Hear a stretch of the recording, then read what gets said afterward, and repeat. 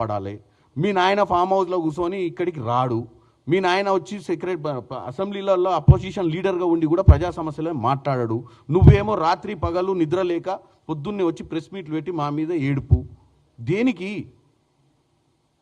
నిజంగా నువ్వు 10 ఏళ్లలో మంచి చేయలేదు, ఇప్పుడు ఏదో మంచి జరుగుతుంది రాష్ట్రానికంటే ఎవడు ఇండస్ట్రీలోని భయపెట్టిస్తావు? మేము మళ్ళీ అధికారంలోకి వస్తే మీ అయ్యే జాగిరా అధికారంలోకి రానికి? ఇది మననే కదా జూబ్లీహిల్స్లో మనకు సినిమా చూపించింది, అంతకుముందు కంటోన్మెంట్లో చూపించినాం కదా, అంతకుముందు పార్లమెంట్లో చూపించినాం కదా, అంతకుముందు మిమ్మల్ని ఇంటికే పంపించినాం కదా.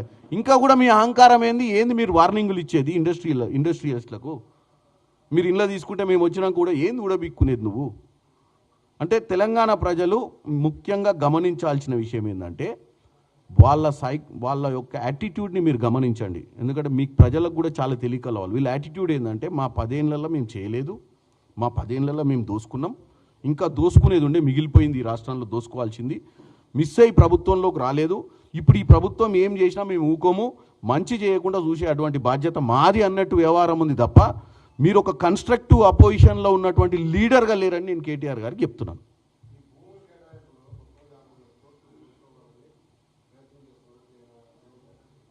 నేను అందుకే అంటున్నా, ఏది చేసినా తేట తెల్లమైద్ది, అంత ఈజీ కాదు.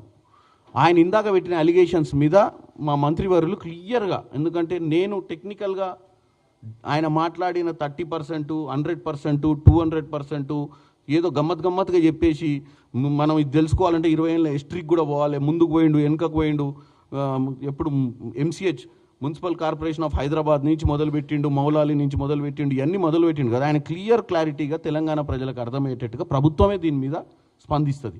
ఈలోపు నేను ఎందుకు చెప్తున్నా అంటే ఈయన పెట్టే ప్రతి ప్రెస్ మీట్ కూడా, ఎందుకంటే ఆయన 50,000 కోట్ల 5 లక్షల కోట్ల టోటల్గా 5 లక్షల కోట్ల స్కామ్ అని చెప్పిండు. దీని మీద 50,000 కాదు, ఆయన చెప్పే దాంట్లో ఏం చెప్పిండు, 9,900 చిల్లర ఎకరాల భూమిని 4 లక్షల చిల్లర నియర్లీ 5 లక్షల కోట్లకు స్కామ్ జరుగుతుంది అని చెప్పి దాంట్లో 2-3 ఎగ్జాంపుల్స్ తీసుకొని దాన్ని అట్లా అతికిచ్చి ఈ పేపర్ నా పేపర్ని అతికిచ్చి తెలంగాణ ప్రజల ముందు పేస్ట్ చేయడానికి చూసిండు. డెఫినెట్గా దీన్ని తేట తెల్లం చేస్తాం. ఎందుకంటే నేను ముందుగా అలర్ట్ చెప్తున్నా తెలంగాణ ప్రజలకు, ఆయన చెప్పిన తర్వాత దాన్ని వాళ్ళే రీళ్లు చేసి రకరకాలుగా చేసి తెలంగాణ ప్రజల విషబీజం నాటే ప్రయత్నం చేయకముందే నేను చెప్తున్నా, ఇవన్నీ కూడా కేవలం ఈ హయాంలో ఏం జరగొద్దు. వాళ్ళు 24 గంటలు ప్రజాస్వామ్యం గురించి ఆలోచిస్తలేరు. ప్రజలు ఓట్లేసిర్రు, ప్రజలు ఓట్లేసి కాంగ్రెస్ని అధికారంలోకి తెచ్చిన దానికంటే ఎక్కువ ప్రజలు ఓట్లేసినందుకు ప్రజలు బాగుపడొద్దు అని ఆలోచించేటువంటి తత్వాన్ని నేను తప్పుపడుతున్నా. అంటే ఇండస్ట్రీస్ రావద్దు, ఈ 9,000 ఎకరాల భూములలో ఎవడు ఇండస్ట్రీ పెట్టుకోవద్దు, ఇండస్ట్రీ పెట్టుకొని ఆ ఇండస్ట్రీలలో ఎట్టి పరిస్థితుల్లో ఉద్యోగాలు రావద్దు, ఈ ఆలోచనే కేటీఆర్కు ఉంది తప్ప నిజంగానే కన్స్ట్రక్టివ్గా ఎస్ నువ్వు అన్నట్టు 5 లక్షల కోట్ల స్కామో 50,000 స్కామ్ అయినప్పుడు కన్స్ట్రక్టివ్గా మాట్లాడు. ఇన్ని రోజుల నుంచి గత 2 సంవత్సరాల నుంచి నువ్వు యావరేజ్గా ఎన్ని ప్రెస్ మీట్లు పెట్టింటావు కేటీఆర్ గారు చెప్పండి? 100ల కొద్ది ప్రెస్ మీట్లు పెట్టినావు ఈ ప్రభుత్వాన్ని నిందలేయడానికి. మరి నిందలేసినాక కూడా జూబ్లీస్లో ఎందుకు ఓడిపోయినావు? నువ్వే అన్నావు రిఫరెండం అని, రోజు అబ్బాండాలు వేసినావు, రోజు వచ్చి రిఫరెండం, ఇది జూబ్లీస్ ఎన్నికలు రిఫరెండం అన్నావు. రిఫరెండం ఏమైంది? ప్రజలు మళ్ళీ కాంగ్రెస్ పార్టీకి పట్టం కట్టిరు. అంటే అర్థమైంది, నువ్వు చెప్పే అన్ని బూటకపు అబద్ధాలు. నువ్వు రోజు పొద్దున్న లేస్తే కాగితాలు పట్టుకొచ్చి ఆడ కూర్చొని గీతలు గీసుకుంటూ ముచ్చట చెప్పేది అంతా కూడా కేవలం నీ విష ప్రచారం అనేది తెలంగాణ ప్రజలు గమనించారు. తప్పులు లేవనెత్తొచ్చు, లేవనెత్తినప్పుడు ఆ తప్పులు కాదా అని చెప్పాల్సిన బాధ్యత కూడా మాదే కదా. తప్పులు ఏలెత్తి చూపియాలంటే అది తప్పై ఉండాలి. తప్పు లేని దాన్ని తప్పుగా చూపించాలని నీ యొక్క మనస్తత్వం ఏందో ప్రజలకు చూపిస్తున్నావు అని నేను కేటీఆర్ని అంటున్నా. నీకు అధికారం కోల్పోయింది, నీకు అధికారం నుంచి దూరంగా ఉండలేవు. నువ్వు రోజు పొద్దున్న లేచి నా అధికారం పోయిందని గమనించి ఇమ్మీడియట్గా అధికారంలోకి రావాలని నీ తాపత్రయం ఇట్లా జరగదు. ఇది పంచవర్ష 5 ఏళ్ళు ఉంటుంది ప్రభుత్వం. నువ్వు ఏ ప్రయత్నం చేసినా 28లో చేయాల్సిందే. నీకు ఈ నెల రోజులలో నిన్ను తీసుకొచ్చి అధికారంలో కూర్చోబెట్టరు ప్రజలు. ఎందుకు కూర్చోబెట్టరంటే అది ఒప్పుకోదు రాజ్యాంగం. దాన్ని అర్థం చేసుకోమంటున్నా. కన్స్ట్రక్టివ్ అపోజిషన్ రోల్, ఆయనకు అంత ఓపికంటే వాళ్ళ నాయనని తీసుకొచ్చి అసెంబ్లీలో కూర్చోబెట్టమను, లేదా ఓ పని చేయమనండి, వాళ్ళ నాయనని బట్లాడుకొని అపోజిషన్ లీడర్ పొజిషన్ తీసుకోమని చెప్పండి. ప్లస్ కన్స్ట్రక్టివ్ అపోజిషన్ అంటే ఏంది?